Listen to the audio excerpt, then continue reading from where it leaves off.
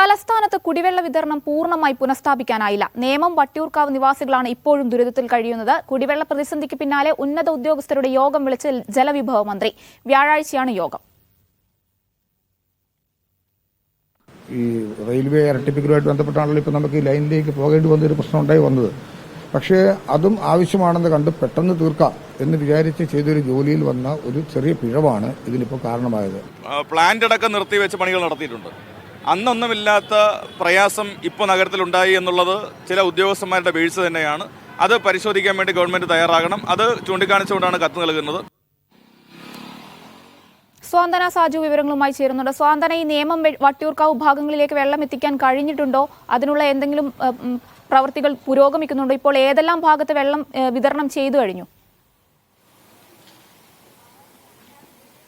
ഷഹാന, നഗരത്തിൽ എല്ലായിടത്തും വെള്ളം പൂർണ്ണമായി എത്തിക്കാൻ സാധിച്ചിട്ടില്ല എന്നുള്ളതാണ് ഇപ്പോൾ നമുക്ക് പങ്കുവയ്ക്കാനുള്ള പ്രധാനപ്പെട്ട ഒരു കാര്യമെന്ന് പറയുന്നത്. 44 വാർഡുകളിലായിരുന്നു കഴിഞ്ഞ 5 ദിവസമായി ഇത്തരത്തിലൊരു പ്രശ്നം നേരിട്ടിരുന്നത്. പക്ഷേ ഇന്ന് പുലർച്ചയോടുകൂടി തന്നെ പലയിടങ്ങളിലും വെള്ളം എത്തിയിട്ടുണ്ട്. ഏതായാലും ചില ഉയർന്ന പ്രദേശങ്ങളിൽ ഇപ്പോഴും വെള്ളം എത്താനുണ്ട്. പ്രത്യേകിച്ച് നേമം, അതുപോലെ തന്നെ വട്ടിയൂർക്കാവിന്റെ ചില പ്രദേശങ്ങളിലൊക്കെയാണ് ഇനിയും വെള്ളം എത്താനുള്ളത്.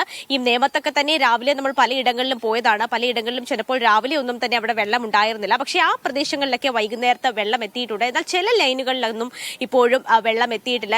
ഏതാണ്ട് ഒരു 10-20 വീടുകളൊക്കെ ഇരിക്കുന്ന ലൈനുകളുണ്ട്. ചിലപ്പോൾ അത് കുറച്ച് ഉയർന്ന പ്രദേശത്തായിരിക്കും ഇരിക്കുന്നത്. അങ്ങനെയുള്ള സ്ഥലങ്ങളിലൊക്കെയാണ് നിലവിൽ വെള്ളം എത്താത്തത്. ഈ ഉയർന്ന പ്രദേശങ്ങളിലേക്ക് വെള്ളം എത്താതിരിക്കാനുള്ള ഒരു കാരണം എന്ന് പറയുന്നത് ഇന്നലെ നമുക്കറിയാം, കഴിഞ്ഞ 4 ദിവസത്തിന് ശേഷമാണ് ഇന്നലെ രാത്രി 9:30 ഈ പമ്പിംഗ് ആരംഭിച്ചത്. അപ്പോൾ ഈ പമ്പിംഗ് ആരംഭിച്ച സമയത്ത് ഈ എയർ ബ്ലോക്ക് ഉണ്ടായതാണ്. ഈ ലൈനുകൾ, പ്രത്യേകിച്ച് ഈ ഉയരങ്ങളിലിരിക്കുന്ന ലൈനുകളിലേക്ക് എയർ പോയി നിറഞ്ഞു നിന്നുകൊണ്ട് അങ്ങോട്ടേക്ക് വെള്ളം എത്താത്ത ഒരു കാരണം കൊണ്ടാണ് നിലവിൽ ഇപ്പോൾ ഈ ഉയർന്ന പ്രദേശങ്ങളിലൊക്കെ ഇപ്പോൾ ഈ പ്രശ്നം ഉണ്ടായിരിക്കുന്നത്. ഈ ആളുകൾ വിളിച്ചു പറയുന്നതനുസരിച്ച് ആ ഇടങ്ങളിൽ പോയി അത് എത്രയും പെട്ടെന്ന് മാറ്റാനുള്ള പ്രവർത്തനങ്ങൾ തന്നെയാണ് ഇപ്പോൾ വാട്ടർ അതോറിറ്റി ചെയ്തുകൊണ്ടിരിക്കുന്നത്. ഇപ്പോൾ ഏതാണ്ട് എല്ലാ പ്രദേശങ്ങളിലും എത്തിയിട്ടുണ്ട്. എന്നാൽ ഇനി ബാക്കിയുള്ള ഇടങ്ങളിലും കൂടി ഇന്ന് രാത്രി തന്നെ വെള്ളം എത്തിക്കാനുള്ള ഒരു ശ്രമത്തിൽ തന്നെയാണ് വാട്ടർ അതോറിറ്റി ഒക്കെ തന്നെയും ഉള്ളത്. അത് മാത്രവുമല്ല, ഈ വെള്ളം എത്താത്ത പ്രദേശങ്ങളിൽ ഇപ്പോഴും ഈ നഗരസഭയുടെ ടാങ്കറുകളിൽ വെള്ളം എത്തിക്കുന്നുണ്ട്. പലയിടങ്ങളിലും വിളിച്ച യോഗം എപ്പോഴാണ്? യോഗത്തിലെ പ്രധാന അജണ്ട എന്തായിരിക്കും?